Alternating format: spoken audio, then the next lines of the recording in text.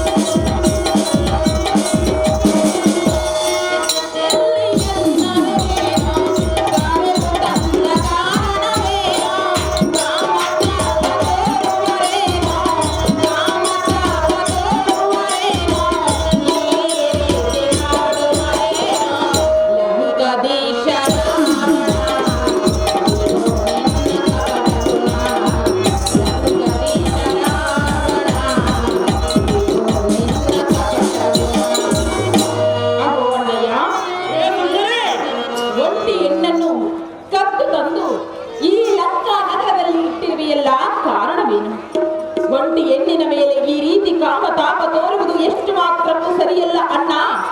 ಬಿಟ್ಟು ಬಿಡು ನಿನ್ನ ದುರ್ಗುಣ. ಅಹೋ ಬಂಗಾರ ಪುತ್ತಳೆಂದೊಬ್ಬ ಸೀತಾ ಕೇಳನ್ನ ಮಾತ ಬಂದು ರಮದ ಲಿಂಗನನ್ನು ಕೊಟ್ಟು ಎರಡನ್ನು ಕಳಿಸು. ನಾನು ನಿನ್ನ ರೂಪವನ್ನು ಕಂಡು ಮನ್ಮಥನ ಖರೀದಿಗೆ ಎಂದವನು ಹಾಕ್ತಿರುತ್ತದೆ. ಎಲ್ಲರ ಕರುಣೆ ಬಿಟ್ಟು ಸುನಾತನನ್ನ ಕೊಟ್ಟು ಸಂತೋಷ ಪಡಿಸು ಸೀತಾ, ಮರೆಯಬೇಡ ಎನ್ನೇ ಮಾತು. ಅಹೋ ಅಣ್ಣಯ್ಯ, ನನ್ನ ಮೇಲೆ ಕಾಮತಾಪ ತೋರುವಿಯೇ? ಹೌದು ಸುಂದರಿ. ಪರಸ್ತ್ರೀಯರನ್ನು ಬಯಸಬಾರದು ಅಣ್ಣಯ್ಯ. ಅದು ಹೇಳಕ್ಕೆ ಬಯಸಬಾರದು. ಪರನಾರಿಯರನ್ನು ಬಯಸಿದರೆ ಮೃತ್ಯು ದೇವತೆಗೆ ಗುರಿಯಾಗಬೇಕಾಗುತ್ತದೆ ಅಣ್ಣಯ್ಯ. ನನ್ನನ್ನು ಏನು ಮಾಡೋದಿಲ್ಲ ಸುಂದರಿ. ಎಲ್ಲೋ ಮೂಡನೆ, ಎಷ್ಟು ಪರಿಪರಿಯಾಗಿ ಹೇಳಿಕೊಂಡರೂ ಸಹ ನನ್ನ ಮೇಲೆ ಕಾಮತಾಪ ತೋರುವಿಯ? ಸಹಜವಾಗಿ ತೋರಿನ ಸುಂದರಿ. ಇದನ್ನು ಬದಲಾಯಿಸುವುದಿಲ್ಲವೇ? ಬದಲಾಯಿಸುವ ಸುಂದರಿ.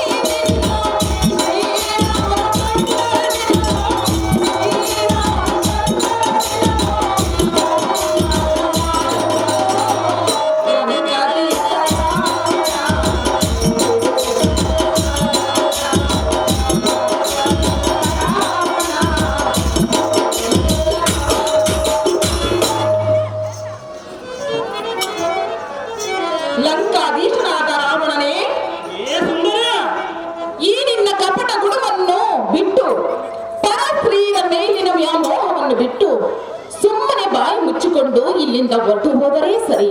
ಇಲ್ಲದಿದ್ದರೆ ಏನು ಮಾಡುವೆ? ಈ ನಿನ್ನ ತುಚ್ಛ ನುಡಿಗಳಿಂದ ಇಚ್ಛೆ ಬಂದಂತೆ ತುಚ್ಛರಿಸಿದರೆ ನಿನ್ನ ದೇಹವನ್ನು ನುಚ್ಚಗೈದು ಬಿಡುವನು. ಎನ್ನ ಮೇಲಿನ ವ್ಯಾಮೋಹವನ್ನು ಬಿಟ್ಟು ಇಲ್ಲಿಂದ ಹೊರಟು ಹೋಗುವ ಮೂಡ ಹೆಚ್ಚು ಮಾತನಾಡ ಕೆಟ್ಟು ಹೋಗಬೇಡ.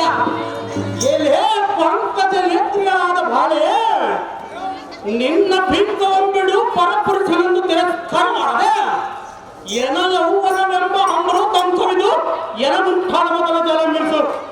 ಇಲ್ಲೇನಾರಿ ಎಲ್ಲೋ ಮೂಡನೆ ನಾನು ಕಾಮಾಂತ ಮೂರ್ತಿಯಾಗಿ ಸಾರಿ ಸಾರಿ ಬೇಡಿಕೊಂಡರು ನಿನಗೆ ಸ್ವಲ್ಪವಾದರೂ ಕರುಣೆ ಹುಟ್ಟಲಿಲ್ಲವಲ್ಲ.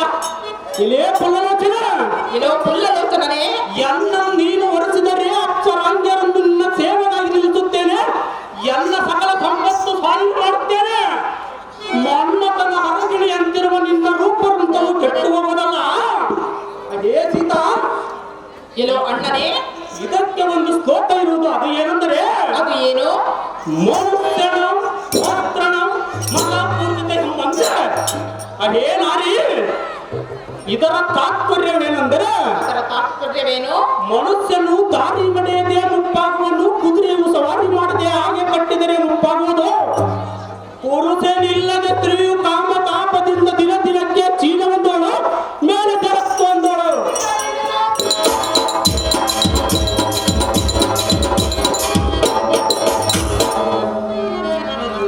ಅದೇ ಸೀತಾ, ನಿತ್ಯವು ಬಿಸಿಲಿನಲ್ಲಿದ್ದ ವಸ್ತ್ರವು ಬೇಗನೆ ಹರಿದು ಹೋಗುವುದು.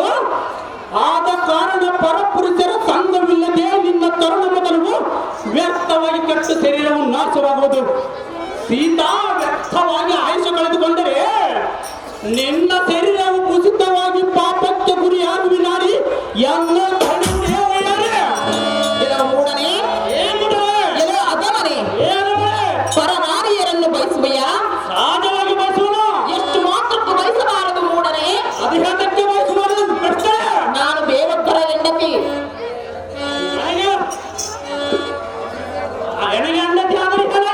ನನ್ನನ್ನು ಬಯಸಬಾರದು. ಅಧಿಕಾರಕ್ಕೆ ಬಯಸಬಾರದು. ಸುಮ್ಮನೆ ನನ್ನನ್ನು ಬಯಸಿದರೆ ನಿನ್ನ ತಲೆಗಳು ಉಳಿಯುವುದಿಲ್ಲ. ಒಂದಲ್ಲ ಎರಡಲ್ಲ 10 ತಲೆಗಳ ಉಳಿದಳು. ಸುಂದರ, ನಿನಗೆ 10 ತಲೆಗಳಿದ್ದರೆ ಏನಾಯಿತು? ಏನಾಗಲು ಸುಂದರ? ರಾವಣನೇ, ಏನು ನಿನಗೆ ಕೇಳು? ಅದೇನು ಚೆನ್ನಾಗಿಯೋ ಪರಸ್ತ್ರೀಯ ಸಂಗದಿಂದ ಆಗುವೆನೆ ಗರ್ವಭಂಗ.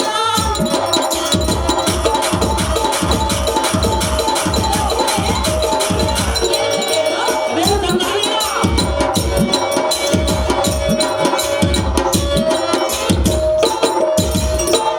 ಪರಸ್ತ್ರೀಯ ಸಂಗದಿಂದ ಆಗುವೆನೆ ಗರ್ವಭಂಗ.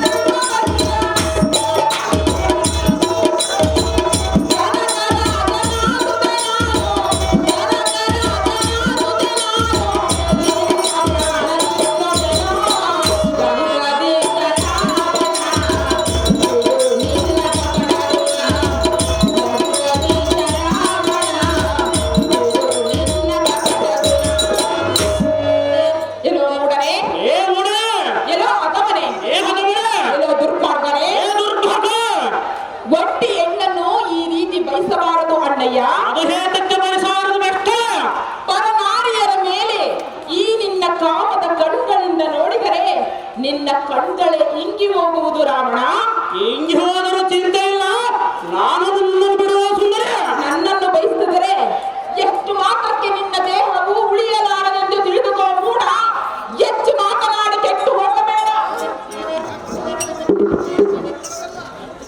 ಹಾಗೆ ಸೀತಾ ತಿಳಿ ನಾನು ಹೇಳುವ ಮಾತ ಅಮರಾದೀಪರ ಸುದ್ದಿ ಹೇಳುವೆ. ಅವರಂತೆ ಕಳ್ಳತನದಿಂದ ಹೋಗಿ ಭೋಗಿಸುವೆನೆಂದು ತಿಳಿಯೇ ಮುಟ್ಟೆ. ಹಲವು ತರದ ಕಳ್ಳತನದ ಗೋಷ್ಠಿಯನ್ನು ತೀವ್ರವಾಗಿ ನಿನ್ನ ಮುಖದೊಳ ಮುಖವನ್ನಿಟ್ಟು ಚೂಪಿಸಿ ಕಾಡಲಿನ ಕೈದು ಅದರ ಅಮೃತವನ್ನು ಸವಿದು ಸುಖಿಸೋಣ ಪಾಚಾಣೆ. ನಿನ್ನನ್ನು ಬಿಟ್ಟು ಅನ್ಯಾರನ್ನು ಬಯಸಲಾರೆನು.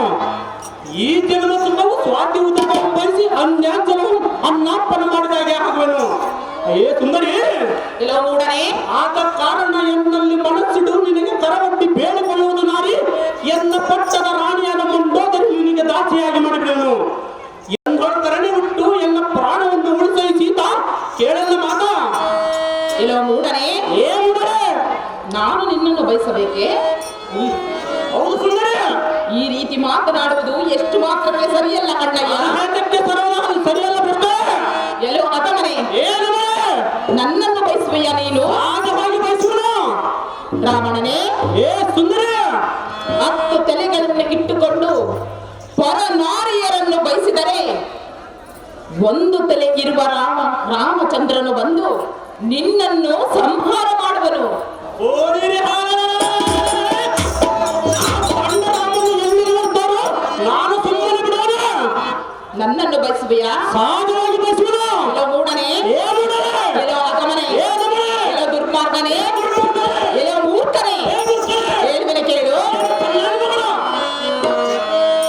ಬಿಡು ನಿನ್ನ ಕೆಟ್ಟ ಗುಣವ, ಮಾರುವುದು ನಿನ್ನ ಶಿರವ. ಬಿಡು ನಿನ್ನ ಕೆಟ್ಟ ಗುಣವ.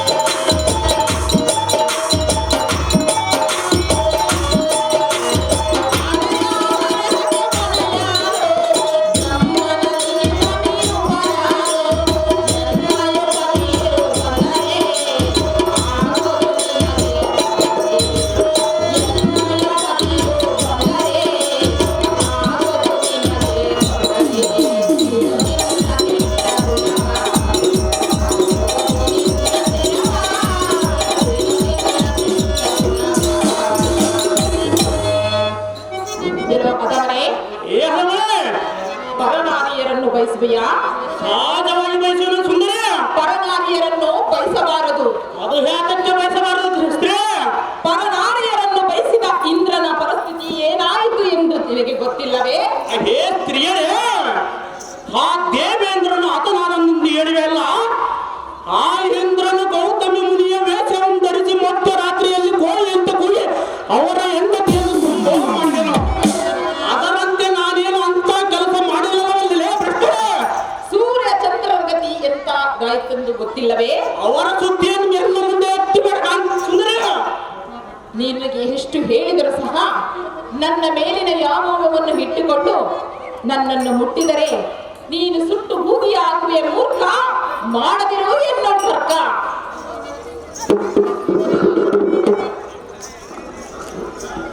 ಎಲ್ಲೇ ಒಡಪಡಿವಾರದ ಹೆಣ್ಣೆ, ರಣಹೇಡಿಯಾದ ರಾಮನು ಎನ್ನೆಯ ತಲೆಗಳನ್ನು ಕತ್ತರಿಸಬೇಕಾದರೆ ಅವನ ಹಣೆಬರಹ ಹೇಗಿರುವುದು ಏನೋ.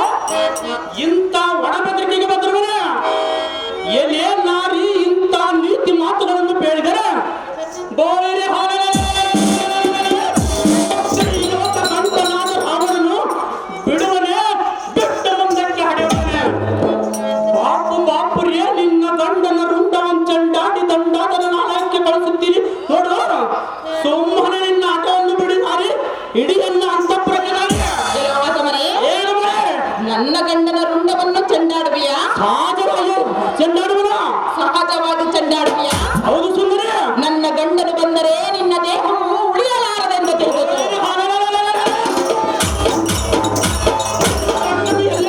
ನಾನು ಸುಮ್ಮನೆ ಬಿಡುವನೆ. ಎಲ್ಲೋ ಅದಮನೆ, ಏನು ಮಾಡುವೆ? ಸಂಹಾರ ಮಾಡಿಬಿಡುವೆ. ನಿನ್ನನ್ನು ಸುಮ್ಮನೆ ಬಿಡುವನೆ? ನಾನು ಸುಮ್ಮನೆ ಬಿಡುವನೆ. ನನ್ನ ಪತಿಯು ಬಂದರೆ ನಿನ್ನ ರುಂಡಗಳನ್ನು ತುಂಡು ತುಂಡಾಗಿ ಮಾಡುವನು.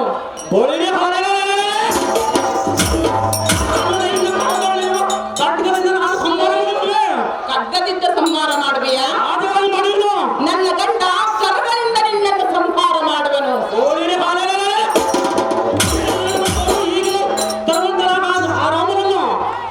ಎಲ್ಲೋ ಅದಮನೆ, ಹೇಳುವನೆ ಕೇಳು. ಚೆನ್ನಾಗಿ ಕಪಟ ವೇಷ ಧರಿಸಿ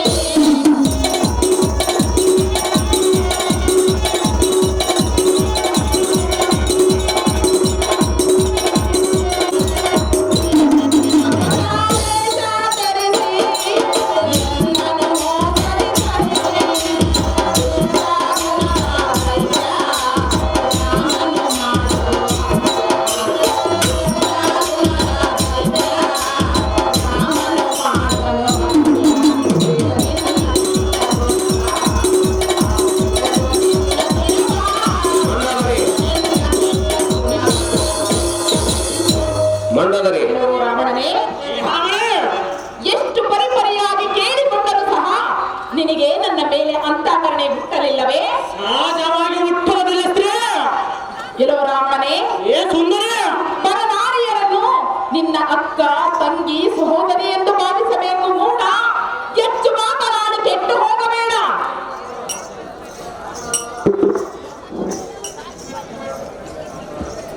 ಎಲೆ ನೀಚ ಮಾನೂನ್ಯನಾದ ಜಾನಕಿ, ಕೆಲಸಕ್ಕೆ ಬರದ ಮಾತುಗಳನ್ನಾಡಿ ಎಲ್ಲರನ್ನು ಸಿಟ್ಟಿಗೆ ಬಿಸಿದ ಬರಿ ಇವನಾಡಿದ ಮಾತುಗಳನ್ನು ಕೇಳಿದೆಯಾ?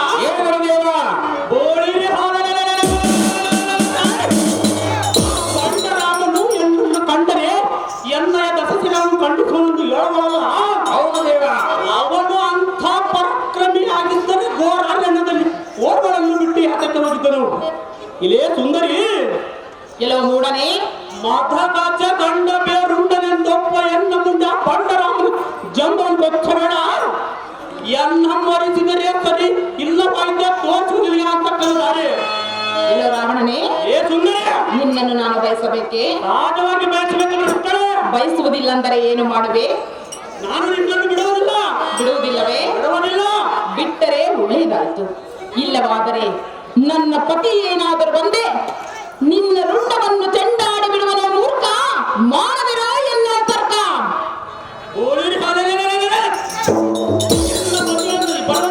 ಸಹಜವಾಗಿ ಬರುವಂತಾರೆ.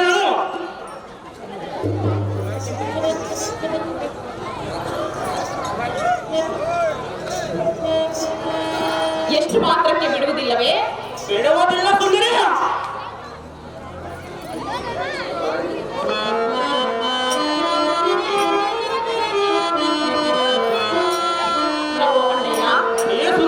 ನನ್ನ ಮೇಲೆ ಕರುಣೆ ಇಲ್ಲವೇ? ಕರುಣೆ ತೋರಿ ನನ್ನನ್ನು ಬಿಟ್ಟು ಬಿಡು ಅಣ್ಣಯ್ಯ. ಸಹಜವಾಗಿ ಬಿಡುವುದಿಲ್ಲ. ಅಯ್ಯೋ ಸಲ್ಲವೇ ಇದು ಯಾವ ನ್ಯಾಯವೇ? ಅಯ್ಯೋ ಸಲ್ಲವೇ ಇದು ಯಾವ ನ್ಯಾಯವೇ? ಪರಮ ಸತ್ಯವೆಯನ್ನನು ನಿಂದಿಸಿ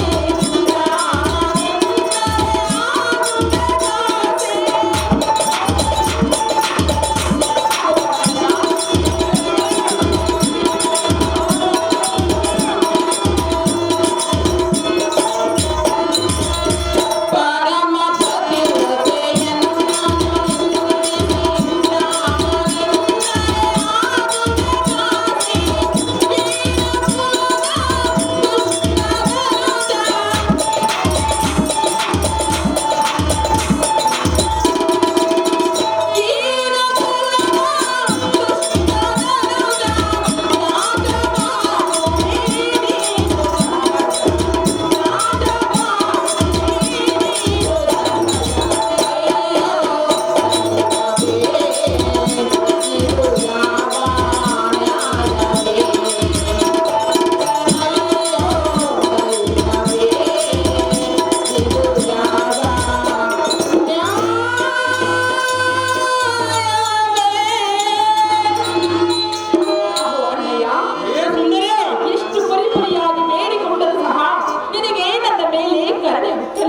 ನೀನು ಎಷ್ಟು ಗೋಳಾಡಿದರು ನಾನು ನಿನ್ನ ಬಿಡುವಂತ ಸುಂದರ.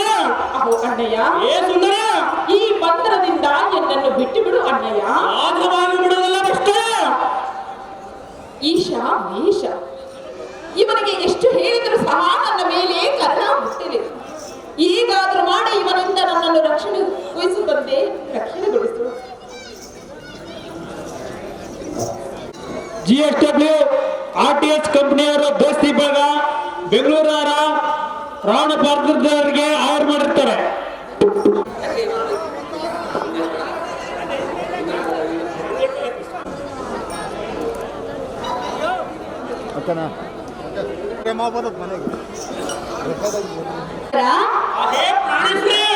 ಎಷ್ಟು ವಿಧವಾಗಿ ನಾನು ತಿಳಿಸಿ ಹೇಳಿದರೂ ಕೂಡ ನೀನು ಅದೇ ಕೆಲಸವನ್ನು ಮಾಡುತ್ತಿರುವೆ. ಪ್ರಾಣೇಶ್ವರ, ಪರಮ ಪತಿವ್ರತೆಯಾದ ಸೀತಾ ಮಾತೆಯನ್ನು ಈ ರೀತಿ ಗೋಳಾಡಿಸುವುದು ನಿನಗೆ ಸರಿ ಕಾಣುತ್ತಿದೆಯೋ ಹೇಗೋ? ಪ್ರಾಣಕಾಂತ, ಹಾಗಾದ್ರೆ ಹೇಳುವೆನು ಕೇಳು.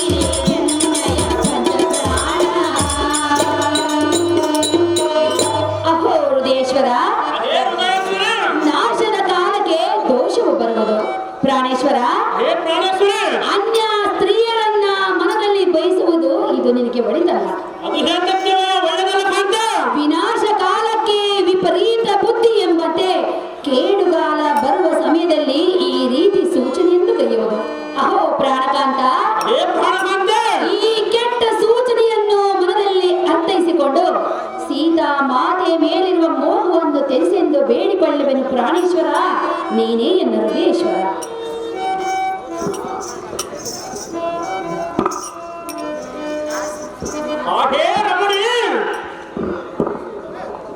ನಮ್ಮಿಬ್ಬರ ಮಧ್ಯಸ್ಥಿಕೆಯನ್ನು ಮಾಡಲಿಕ್ಕೆ ನಿನ್ನನ್ನು ದಾರುವಿಲಿಗೆ ಕರೆಸಿದರು. ಏ ಸುಂದರಿ, ಅಹೋ ಪ್ರಿಯ, ಇವಳನ್ನು ಕೂಡಿದರೆ ನನ್ನನ್ನು ಕೊಲ್ಲುವ ಎಂಬ ಭಯದಿಂದ ಬಂದಿರುವೆಯಾ? ಉರಿಯುವುದರಲ್ಲಿ ಹುಲ್ಲು ಹಾಕಿಸಿದಂತೆ ಮತ್ತಷ್ಟು ನನಗೆ ಕೋಪಾಗ್ನಿಯನ್ನು ಅರ್ಪಿಸಬೇಡ.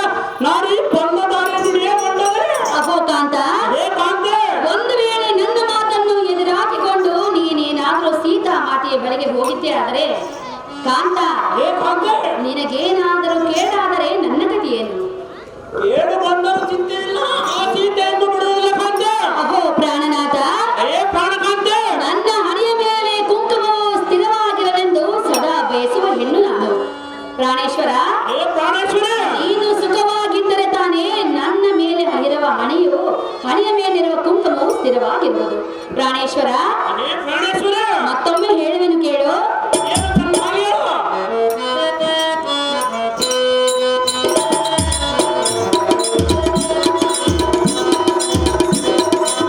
ಲಂಕೆಗೆ ಮಹಾರಾಜನೇ, ನೀನು ಕೇಳು ನನ್ನ ಯೋಚನೆ. ಓ ನನ್ನ ಗೆಳೆಯ, ಕೇಳು ನುಡಿಯ. ಓ ನನ್ನ ಗೆಳೆಯ, ಕೇಳು ನುಡಿಯ. ಕೇಳು ನಿನ್ನ ಮನದಾಸೆಯ. ಲಂಕೆಗೆ ಮಹಾರಾಜನೇ, ನೀನು ಕೇಳು ನನ್ನ ಯೋಚನೆ.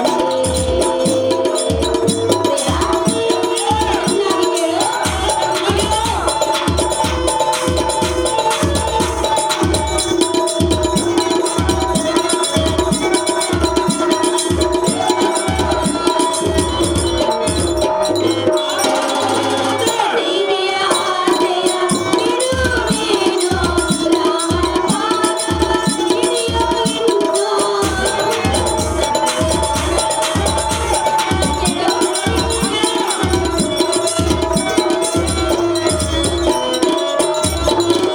ಸೀತೆಯ ಆಸೆಯ ಬಿಡು ನೀನು, ರಾಮನ ಪಾದವ ಹಿಡಿಯೋ ಇನ್ನು. ಕೇಳನ್ನು ತೋರನು, ಚಂದ್ರನಗೆ ಕೇಳನ್ನು ತೋರನು. ಎನ್ನಯ ಮಾತನು ಕೇಳುವೆ, ಕೇಳುವೆನು. ಎನ್ನಯ ಮಾತನು ಕೇಳುವೆ, ಕೇಳುವೆನು. ಲಂಕೆಗೆ ಮಹಾರಾಜನೇ, ನೀನು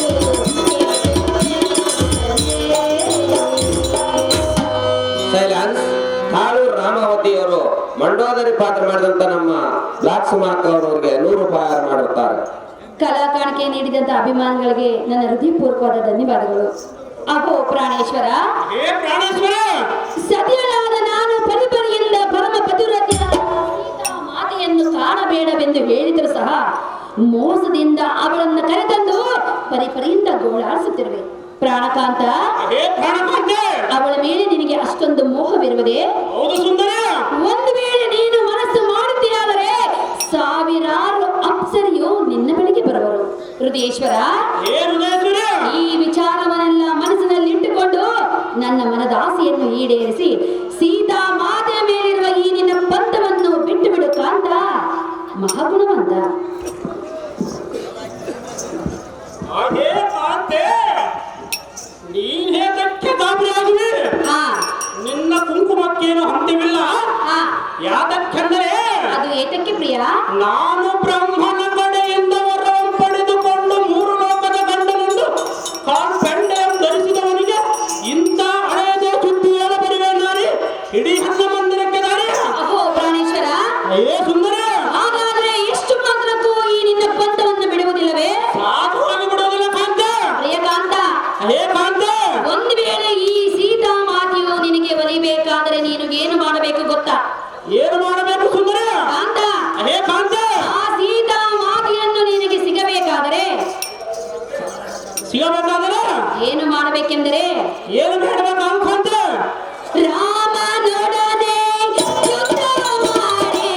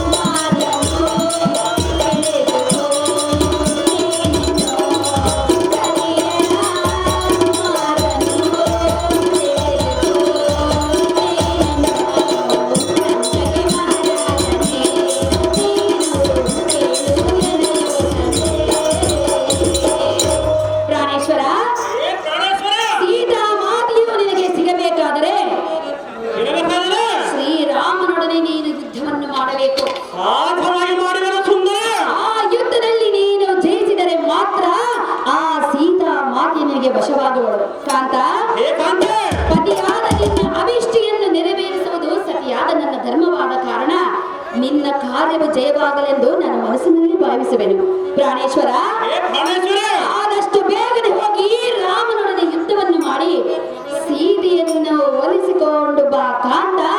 ನೀನೇ ಮಹಾಬಲವಂತ. ನಿಷ್ಠವಂತ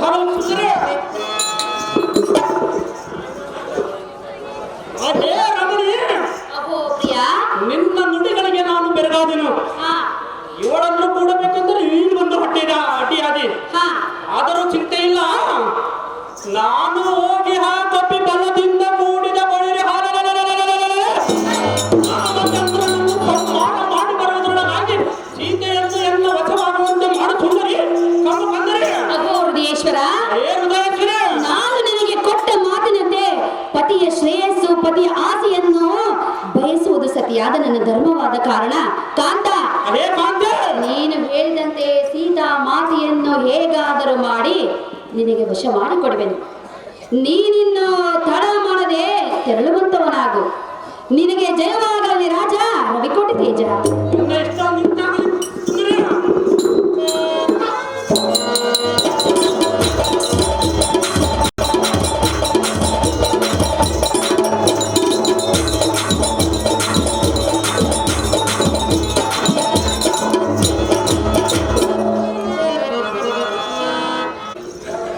ಆಹೋ ಪ್ರಧಾನ ಶ್ರೇಷ್ಠನಾದ ಪ್ರಭಾಸ್ತರೇ, ಓ ರಾಜ, ಎನ್ನ ಮಗನಾದ ಇಂದ್ರದತ್ತನನ್ನು ನೆನೆಸಿಕೊಂಡರೆ ಅಯ್ಯೋ ಎನ್ನ ಹೃದಯದೊಳಗಿದ್ದ ಕೋಪ ದಕ್ಕನುರಿಯುವುದು. ಅಯ್ಯೋ ಸೀತೆ ತನ್ನ ದಿನದಿಂದಲೂ ಎನಗೆ ಅಪಸಗಿನ ಎಳೆ ತೋರುತ್ತಿರು. ಇದು ಅಲ್ಲದೆ ಎನ್ನ ಎಡಗಂಡು ಎಡಭುಜಗಳು ಎಡಬುಡದೆ ಹತ್ತಿರು. ಮುಂದೇನು ಗತಿ ಮಾಡಬೇಕು ಮಂತ್ರಿ? ಸರ್ವಕಾರದೊಳಗೆ ಸದಂತೆ. ಅಹೋ ರಾಜೇಂದ್ರ, ಅಹೋ ಮಂತ್ರಿ ಶೇಖರ, ನಿನ್ನ ಹನುಜನಾದ ಕುಂಭಕರ್ಣನ ರಾಮಚಂದ್ರನ ಸಲ ಹುದ್ದೆ ಗುರಿಯಾಗಿ ಮರಣ ಹೊಂದಿರುವನೆಂದು ಚಾರರು ತಿಳಿಸಿರುತ್ತದೆ. ಸಂತಗುಣ ಚೇಂಜ.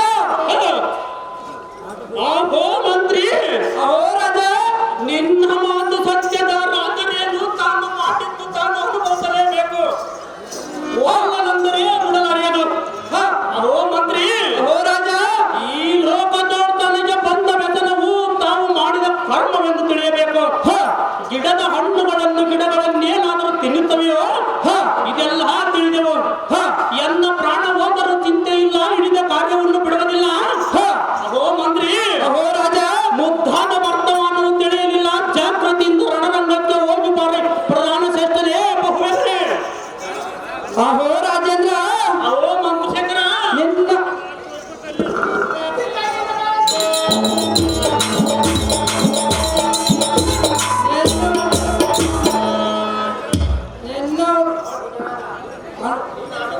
ನಿನ್ನ ಹನುಜನಾದ ಕುಂಭಕರ್ಣನ ವೈರಿಗಳ ಸಮೂಹದಲ್ಲಿ ಕೊಕ್ಕ ಹಿಂಜರಿಯದ ಕಪಿಗಳ ನಡೆದು ಲಕ್ಷ್ಮಣ ಮೂರ್ಛೆಗೈದರು. ಕಪಿಗಳನ್ನು ಕೊಂದು ಶ್ರೀರಾಮನನ್ನು ಕೆರಳಿಸಿ ಕುಂಭಕರ್ಣನ ವೀರ ಸ್ವರ್ಗಕ್ಕೆ ಪ್ರಯಾಣ ಮಾಡಿದನು. ಅಂತ ಯೋಗ್ಯ ಪುರುಷನು ನಮ್ಮಂತ ಬಗ್ಗೆ ಉಳಿವಿನ ರಾಜ ರಾಕ್ಷಸ ಕುಲ ತೇಜ. ಅಹೋ ಮಂಕುಶೇಖರ, ಅಹೋ ರಾಜ, ಕುಂಭಕರ್ಣನು ಮರಣವಾದನೆ. ಅಯ್ಯೋ ಅಂಥ ಪರಾಕ್ರಮೆಯನ್ನು ನರನಾದ ರಾಮನು ಪಡೆದ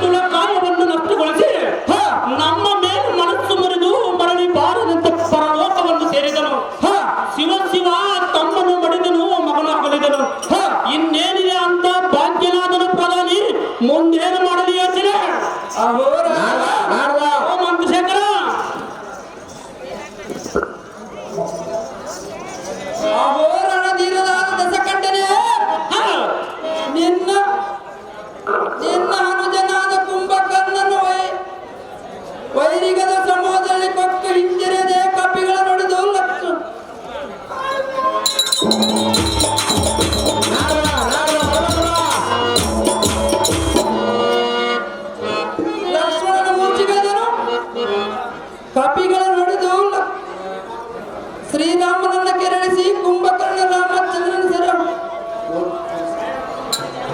ಪ್ರಯಾಣ ಮಾಡಿದನು.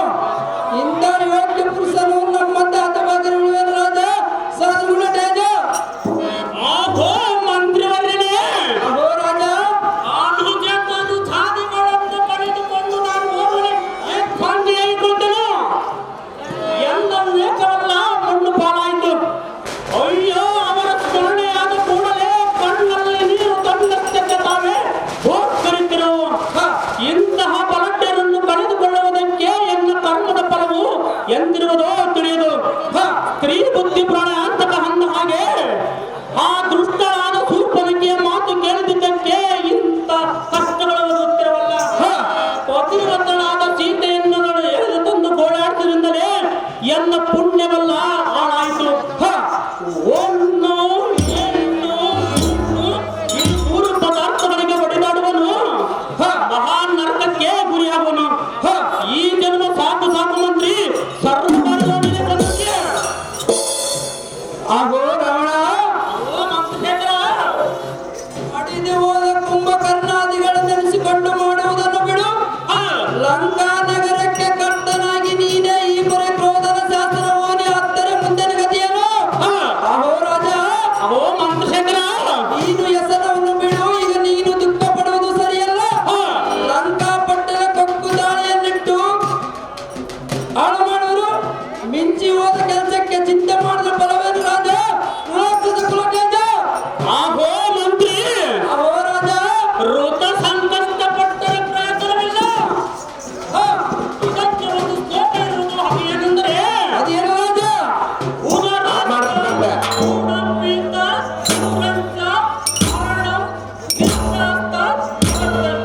ಅಹೋ ಮಂತ್ರಿ, ಅಹೋ ರಾಜ, ಇದರ ತಾತ್ಪರ್ಯವೇನೆಂದರೆ ಅದೇನು ರಾಜ? ಉದರ ಮನುಷ್ಯನಿಗೆ ದ್ರವ್ಯವು ಹುಲ್ಲು ಕಡ್ಡಿ ಸಮಾನವು. ಸೂರ್ಯನಿಗೆ ಮರಣವು ಮರೆಯಲಿ ಪ್ರಾಯವು ಆಸೆ ಇಲ್ಲದವನಿಗೆ ಈ ಜಗತ್ತೆಲ್ಲ ಹುಲ್ಲು ಕಡ್ಡಿ ಸಮಾನವು. ಅಂದ ಮೇಲೆ ನಾನೆಂಥ ಮೂರ್ಖನು. ಅಹೋ ಪ್ರಾಣಿ, ಅಹೋ ರಾಜ, ಇದು ಹಾಗಿರಲಿ ಮುಂದಿನ ಕಾರ್ಯವನ್ನು ಆಲೋಚನೆ ಮಾಡು ಮಂತ್ರಿ. ಸರ್ವಕಾಲದೊಂದಿಗೆ ಸ್ವತಂತ್ರ. ಅಹೋ ರಾಜ, ಅಹೋ ಮಂತ್ರಿಶೇಖರ, ಚದುರಂಗ ಬಲವು ಸಿದ್ಧವಾಗಿರುವುದು. ನಾನು ಯುದ್ಧಕ್ಕೆ ಹೋಗಿ ಆ ರಾಮನ ಸೈನ್ಯವನ್ನು ನುಗ್ಗು ನುಗ್ಗು ಮಾಡಿ ಸಂತೋಷದಿಂದ ಸೀತೆಯನ್ನು ಒರೆಸುವಂತೆ ಮಾಡ್ತೇನೆ ರಾಜ. ಸದ್ಗುಣ ತೇಜ. ಬಲ ಬಲ ಪ್ರಧಾನಿ, ನೀನು ಆಡಿದ ಮಾತುಗಳು ಸಹಜ. ನಾವೀರುವರು ರಣರಂಗಕ್ಕೆ ಹೋಗೋಣ ನಡಿ ಪ್ರಧಾನೋತ್ತಮನೇ. ಹಚ್ಚಿಗೆಗಳು ನಿನ್ನಿಷ್ಟ ಅಂತ ಹೇಳಿ ರಾಜ.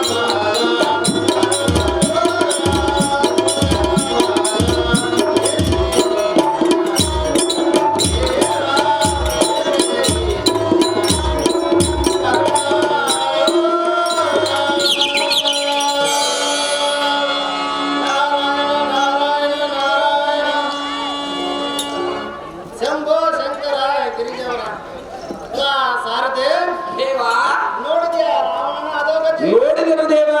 ಅನುಜನಾದ ಕುಂಭಕರ್ಣನನ್ನು ಮತ್ತು ಪುತ್ರನಾದ ಇಂದ್ರಜಿತನನ್ನು ನೆನೆಸಿಕೊಂಡು ಮನದಿಂದ ಹೇಗೆ ಕುಳಿತಿರುವನು. ಆಗಲಿ ನಾನು ಮಾಡುವುದೇನು? ನಾರಾಯಣ ನಾರಾಯಣ ಎಲ್ಲವೂ ನಿನ್ನ ಲೀಲೆ.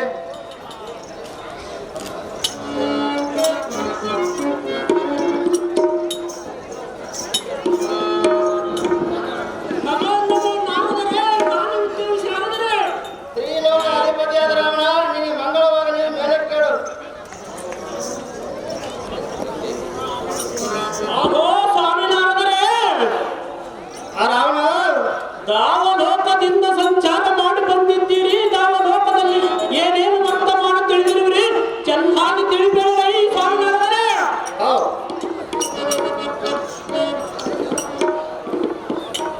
ಅಹೋ ಲಂಕಾಧೀಶನಾದ ರಾವಣ, ಆಗೋ ಸ್ವಾಮಿನಾರದರೆ, ಸಕಲ ಲೋಕ ಸಂಚಾರ ಮಾಡಿ ಬಂದಿರುವೆನು. ಹಾ ಆದರೆ ವಿಶೇಷ ವರ್ತಮಾನವೇನು ಬರಲಿಲ್ಲ. ಹಾ ಪೌರ್ಣಿಮಾ ಚಂದ್ರನಂತೆ ತೇಜಸ್ವಿಯಾದ ನಿನ್ನ ಮುಖವು ಇಂದು ಏಕೆ ಕುಂದಿರಲು ಕಾರಣ ಏನು ರಾಜ? ರವಿಕೋಟಿ ತೇಜ. ಆಗೋ ತ್ರಿಲೋಕ ಸಂಚಾರಿಯಾದ ನಾರದರೆ, ನನಗೆ ಸಂಘಟಿಸಿದ ವ್ಯಸನದ ವರ್ತಮಾನ ವಿಶೇಷವಾಗಿ ಹೇಳುತ್ತೇನೆ ಕೇಳಿ. ಅದೇ ಚೆನ್ನಾಗಿ ಹೇಳ ದಶಗಂಟ. ಆಗೋ ಬ್ರಹ್ಮ ಮಾನಸ ಪುತ್ರರೇ, ನಾರದವರೇ, ದಂಡಕಾರಣ್ಯದಲ್ಲಿ ವಾಸವಾಗಿದ್ದ ರಾಮನ ಮಡದಿಯರಾದ ಸೀತೆಯನ್ನು ತಂದು ಶೋಕವನದಲ್ಲಿಟ್ಟಿರುವುದು ತಮಗೆ ತಿಳಿದ ವಿಷಯವೇ ಆಗಿದೆ. ಆ ಸೀತೆಯನ್ನು ಕರೆದುಕೊಂಡು ಹೋಗಲು ರಾಮನ ಕಪಿ ಸೈನ್ಯವನ್ನು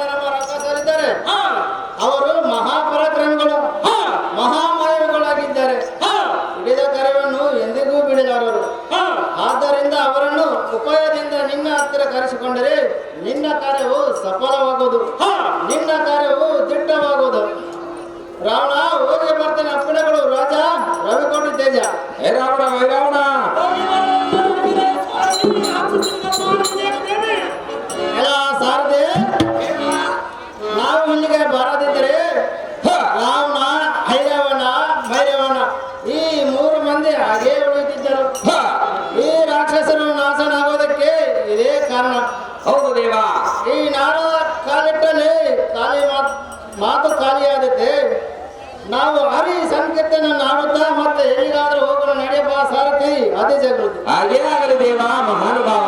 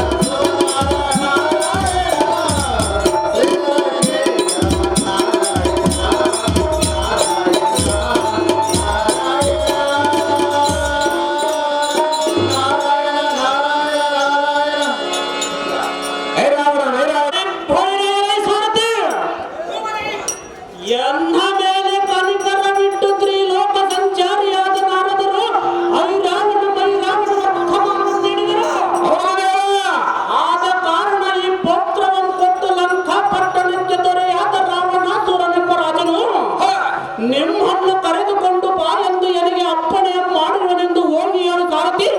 ಪಾತಾಳೋಕಕ್ಕೆ ಹೋದೆತ್ತುಗಳ ಜಾಗೃತಿ ಅದು ಏ ಪ್ರಕಾರವಾಗಲಿ.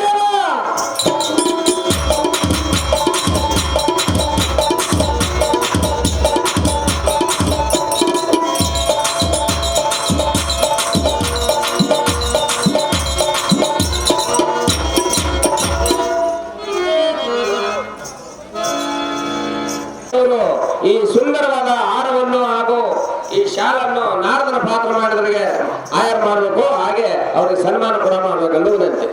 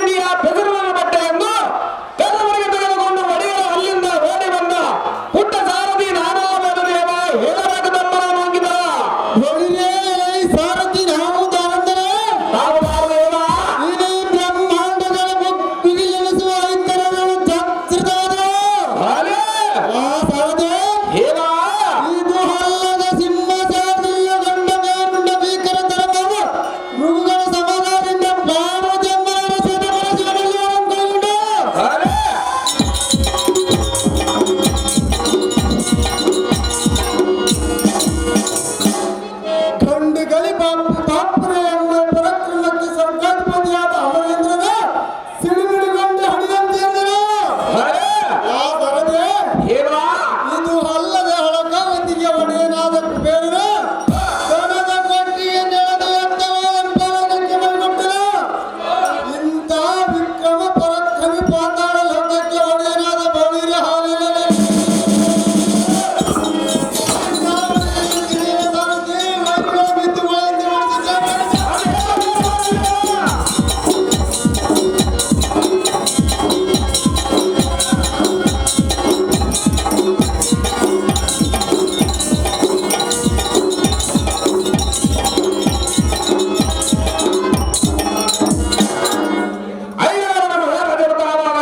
ಈ ಸುಂದರವಾದ ಸಭೆಗೆ ಬಂದ ಕಾರಣವೇನು ದೇವ ದಿವ್ಯ ಪ್ರಭಾವ? ಸಾರಥಿ ತಂಗಾಳಿ ಬೀಸುವ ರಂಗಮಂಟಪಕ್ಕೆ ದಿಗ್ವಿಜಯ ಮಾಡಿದ ಕಾರ್ಯಕ್ರಮ ಎಂದು ಕೇಳಿದ ರಾಜ್ಯ ಕಾರ್ಯಾರ್ಥವಾಗಿ ಅನುಜನಾದ ಮೈರಾವಣನ ಸಂಗಡ ಸಮಾಲೋಚನೆ ಮಾಡುವ ಕಾರಣ ಭರಣ ಮಾಡಿದ ಸಾರಥಿ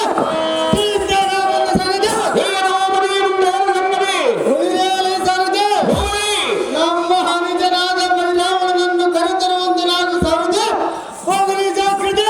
ಅದೇ ಪ್ರಕಾರವಾಗಲಿ ದೇವ. ಈ ಪೀಠವನ್ನು ಅಲಂಕರಿಸಲಿ ಜಾಗ್ರತೆ. ಹುಸುಮಾದೇನು ಐರಾವಣನ ಪಾತ್ರ ಮಾಡಿದಂತವರು ಆಹಾರ ಮಾಡಿರುತ್ತಾರೆ.